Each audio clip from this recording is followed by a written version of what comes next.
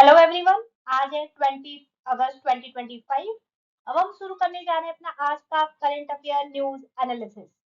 आज जो हम टॉपिक डिस्कस करेंगे वो पहला है विश्व बंधु इन स्पेस। सेकंड बात करेंगे हम CAG report on FRBM act. Third बात करेंगे जन विश्वास के बारे में। फोर्थ बात करेंगे आरसीओ नोटिफिकेशन के बारे में। फिफ्थ बात करेंगे पॉक्सो के बारे में। सिक्स सीईसी प्रोसेस के बारे में। सेवेंथ हम डिस्कस करेंगे वाटर मैनेजमेंट। एट टॉपिक जो हम डिस्कस करेंगे वो है पीरियोडिक लेबर फोर्स सर्वे के बारे में। नाइन्थ हम डिस्कस करेंगे biodiversity. Tenth Sri Lanka Tamil Nadu refugee के बारे में। इलेवेंथ जो हम कुछ इंपोर्टेंट न्यूज डिस्कस करेंगे वो है TDB bond deal, AIDC, FASTag annual passes etcetera. अब हम आते हैं अपने पहले न्यूज पे जो कि है space experiment conducted by Shubhanshu Shukla personify India as a Vishwa Bandhu Bharat. India का जो स्पेस एक्सपेरिमेंट विजन है, इंडिया का जो रोल है Vishwa Bandhu, that is global partner contributing to the collective goods of humanity. Role की बात करें तो role of space sector in making India Vishwa Bandhu, इसमें ग्लोबल कोलेबोरेशन की बात करें तो NISAR is term India scientific handshake with the world, symbolizing international collaboration by adhering to global standard for docking and interoperability। अब हम बात करेंगे ओपन डेटा एक्सेस का, तो डेमोक्रेटाइजेशन ऑफ डेटा बूस्ट करेगा ग्लोबल रिसर्च में, एडिंग स्पेशली डेवलपिंग नेशन में।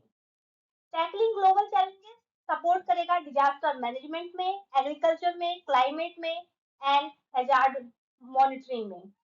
Global commons की बात करें तो स्टडीज करेगा India as a knowledge contributor to shared scientific resources.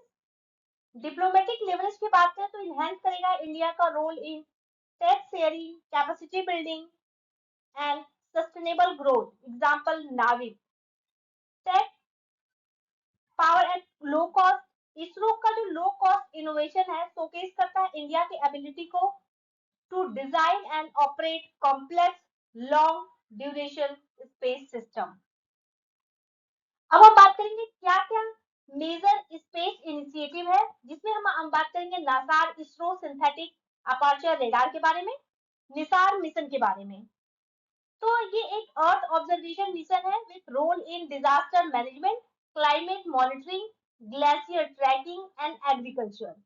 भारतीय Antariksh Station BAS India plan कर रहा है to establish its own orbiting space station by 2035।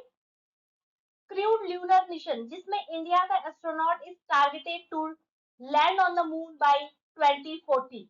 अब हम बात करेंगे कि गगनयान प्रोग्राम एम करता है to send a human crew to low earth orbit, a key test flight of the crew escape system and Yomitra humanoid mission is planned for the same।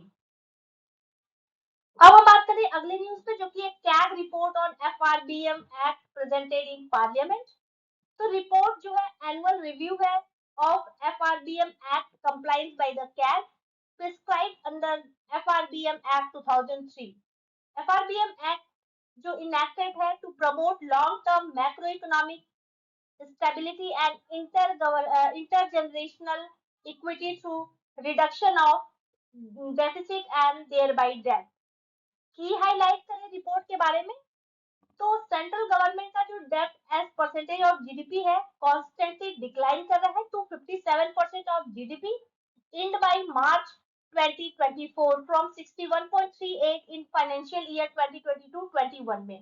Government debt accumulation, pace of accumulation of central government debt between 2020-21 to 23-24 was less than GDP expansion। ये indicate करता है कि जो economy है वो grow करती है to the ability to absorb and serve the accumulated debt। Debt sustainability analysis करें डीएसए तो पब्लिक डेट जो repayment to public debt receipt है रेशियो रिड्यूस हुआ है from 86% in financial year 2019-20 to 81% in financial year 2023 to 24.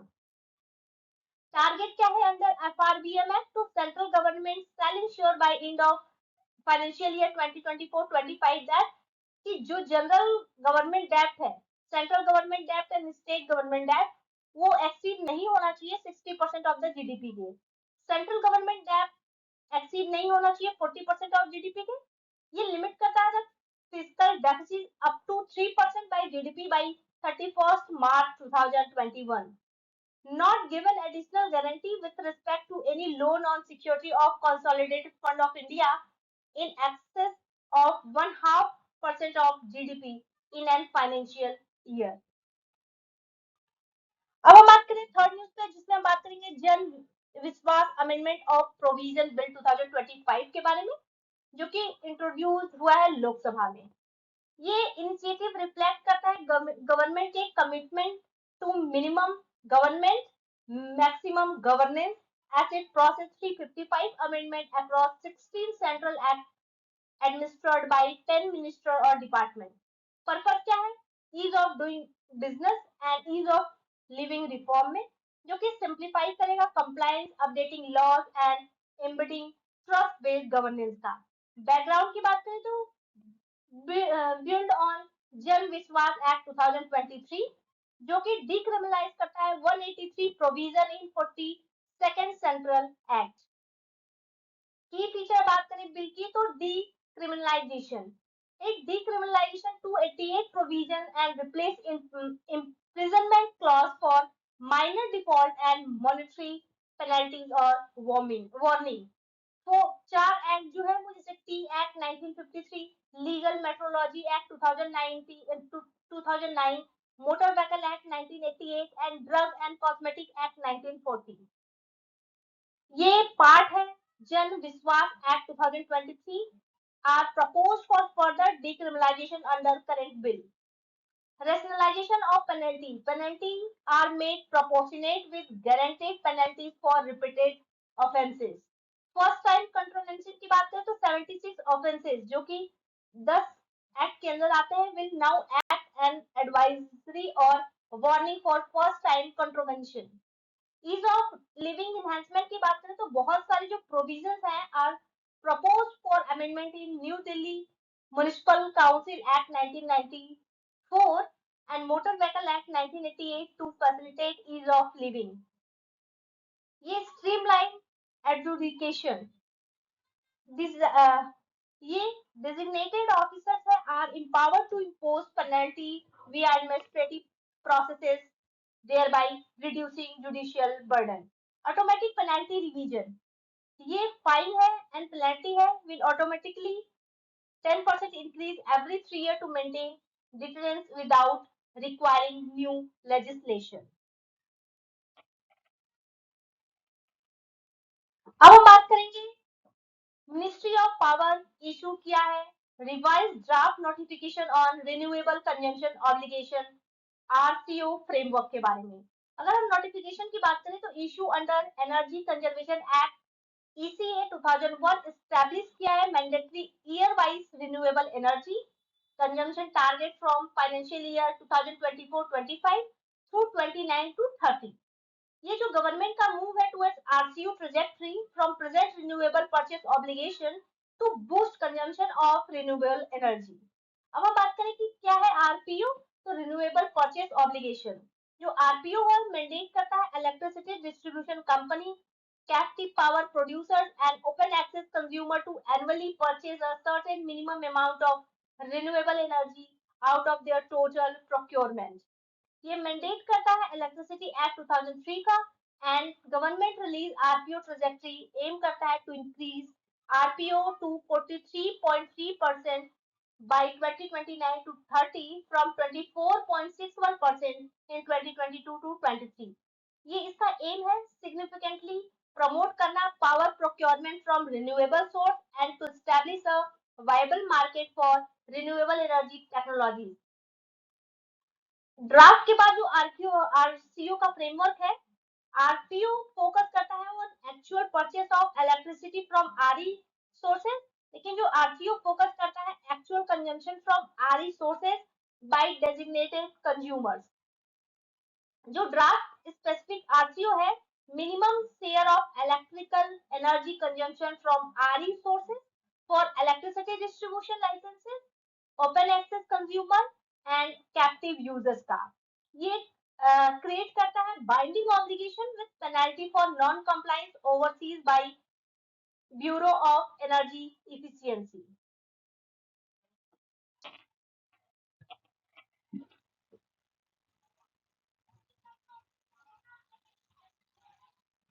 अब हम बात करेंगे पॉक्सो एक्ट के बारे में। तो protection of children from sexual offences act 2012, Karnataka high court ने डिसमिस किया woman plea for quashing a sexual assault complaint against her under POCSO act. Court observe किया है that POCSO act applies to both man and women and is gender neutral. POCSO act की बात करें तो इसका जो ऑब्जेक्टिव है, to protect children from offenses of sexual assault, sexual harassment and pornography। Gender neutral की बात करें तो डिफाइन करता है child and age any person below the age of 18 years. Procedural safeguard की बात करें तो establishment of special court with in camera proceeding, mandate करे reporting of offences, use of simple language in report if reported by child, penalty up to death penalty in case of aggravated penetrative sexual assault। अब हम बात करेंगे अगली news में, जो कि है चीफ इलेक्शन कमिश्नर के बारे में। तो ओपोजिशन पार्टी कंसीडर किया है motion to remove chief election commission. इसका जो प्रोसेस है क्या है, रिमूवल फॉर CEC का। as mentioned under article 124 clause 4, article 324 clause 5 of the constitution state करता है that CEC can be removed from office only in like manner and on like ground as a judge of supreme court। जो इनका removal है begin with a motion in either house in misbehavior or incapacity। Once the motion is admitted, a committee inquires into validity of charges। जो motion of removal thus must be passed by majority of 2/3 members present and voting in both the houses of parliament। जब after that president of India pass कर सकते हैं an order removing the CEC।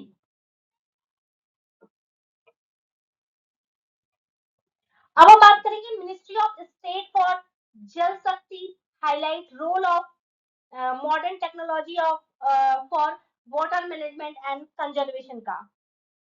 तो इसमें जो application of technology in water management and conservation है, AI driven analysis, drone का use, IoT sensor and smart sensor, micro irrigation system जैसे कि drip and sprinkler irrigation and precision agriculture हो, advance water treatment technology हो, UV and member technology हो, example reverse osmosis, membrane bioreactor जो कि essential है for recycling and reuse, blockchain technology जो offer करता है secure transparent and efficient way to track water usage distribution and quality through a immutable layer in integrating with LOT sensor।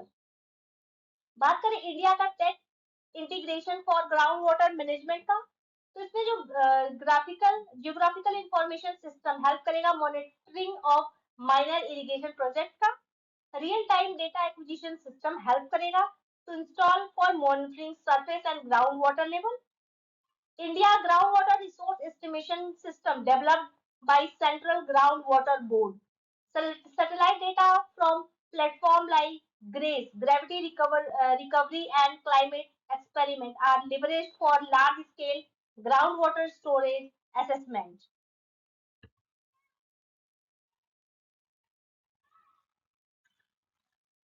अब हम बात करेंगे अगले न्यूज पे, जो कि पीरियडिक लेबर फोर्स सर्वे के बारे में। तो recently quarterly periodic labour force survey from April to June 2025 and monthly from July 2025 release हो चुका है। इसका जो एम है to establish various indicator related to employment and unemployment in the country on labour force participation rate में, worker population ratio में, unemployment rate में, distribution of worker by employment status and industry of work में। Conduct होता है by national statistic office NSO under ministry of statistics and programme implementation के द्वारा। Coverage and frequency जो है monthly for rural and urban area in current weekly status, annual estimate for rural and urban area in usual status and CWS। CWS जिसको current weekly status बात करें तो 7 day as preference period होता है, और usual status की बात करें तो 365 डेज एज रेफरेंस पीरियड होता है। नाइन्थ न्यूज जो है वो बायोडाइवर्सिटी, इसमें ऑर्गेनाइजेशन ऑफ बायोडाइवर्सिटी के बारे में बात करेंगे। रिसेंट स्टडी आइडेंटिफाई किया है general spatial organization of biodiversity within the द और different biogeographical region. Species biodiversity की बात करें तो in biogeographical region tends to be organized into a core to transition organization with dense unique biodiversity at the center and grading outward towards porous and mixed margin। Core hotspot की बात करें तो ये बहुत ज्यादा रिच होते हैं इन species, highly endemic होते हैं, almost no foreign species are present. Next inner layer की बात करें तो स्पीसीज रिच होते हैं, मोर एंडेमिक स्पीसीज होते हैं, but some wide spread species होते हैं। मिडल लेयर की बात करें तो no species richness, presence of some non characteristic species.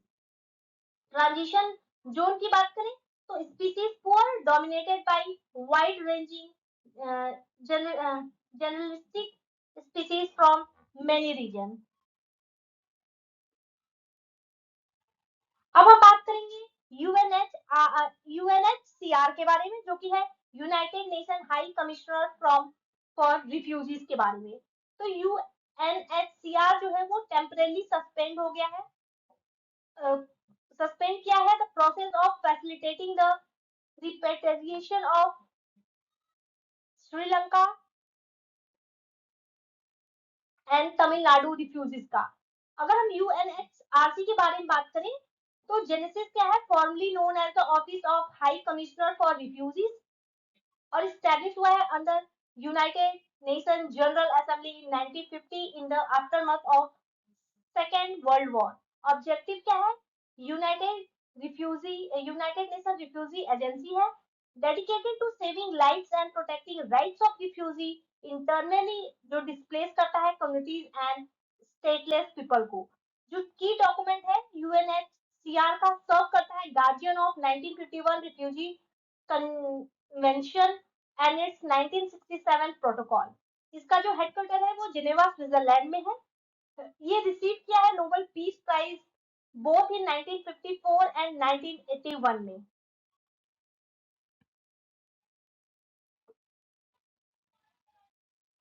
अब हम बात करेंगे कुछ नोटेबल न्यूज का, जिसमें हम एआईडीसी के बारे में बात करेंगे, फास्टैग, बॉन्ड यील्ड के बारे में बात करेंगे। अब हम बात करते हैं इसमें TDB, that is technology development board के बारे में। तो जो टीडीबी है, back indigenous AI powered blood testing device है फॉर प्राइमरी हेल्थ केयर के लिए। जो टीडीबी है, इसका जो जेनेसिस है एस्टैब्लिश हुआ था 1996 में under the technology development board act 1995 as a statutory body, जिसका ऑब्जेक्टिव था to promote development and commercialisation of indigenous technology and adaptation of imported technology for wider application के लिए। इसका जो फंक्शन है ये प्रोवाइड करता है इक्विटी कैपिटल और loan to industrial concern and financial assistance to research and development institution, जिसका जो लोन कैरी करता है simple interest rate of 5% per annum. अब हम बात करेंगे बॉन्ड यील्ड के बारे में। तो जो बॉन्ड यील्ड है is the return an investor realizes over the capital invested in the bond। Factor क्या है जो इम्पैक्ट करता है बॉन्ड यील्ड का, तो bond yield is directly affected by the bond price following an inverse relationship. When bond prices decrease, yield rises and vice versa. जब market का जो इंटरेस्ट रेट है राइज करता है, तो न्यूली इशूड बॉन्ड ऑफर करता है better return, causing existing bond prices to fall and yield to increase and vice versa. जो bond yield है also fluctuate in response to change in market sentiment, inflation expectation and economic outlook का. अब हम बात करेंगे FASTag के बारे में. तो ministry of road transport and highway launch किया है FASTag annual pass facility. Annual pass की बात करें तो एलिमिनेट करता है need to frequently recharge FASTag through one time fee of ₹3000 for 1 year और 200 टोल प्लाजा क्रॉसिंग. फास्टैग की बात करें तो ये एक डिवाइस है that employ radio frequency identification technology for making toll payment directly from account while the vehicle is in motion. RFID, that is radio frequency identification की बात करें तो consist of tag and reader and employs is radio wave to communicate information of object or place to nearby readers. ये short range technology है, manage होता है by national payment corporation of India के द्वारा and national highway authority of India के द्वारा.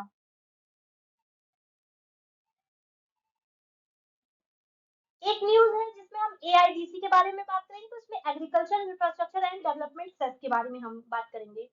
तो government scrap import duty on cotton as well as agriculture infrastructure and development cess AIDC in public interest. AIDC ये additional duty है of excise that has been imposed on petrol and diesel and as duty of customs on specified imported goods. It is introduced in the Union Budget 2021-22. Purpose क्या है? Financing agriculture, infrastructure and other development expenditure. ये रहा आज का हमारा पूरा complete current affair news. Thank you so much and stay tuned with me for such more news.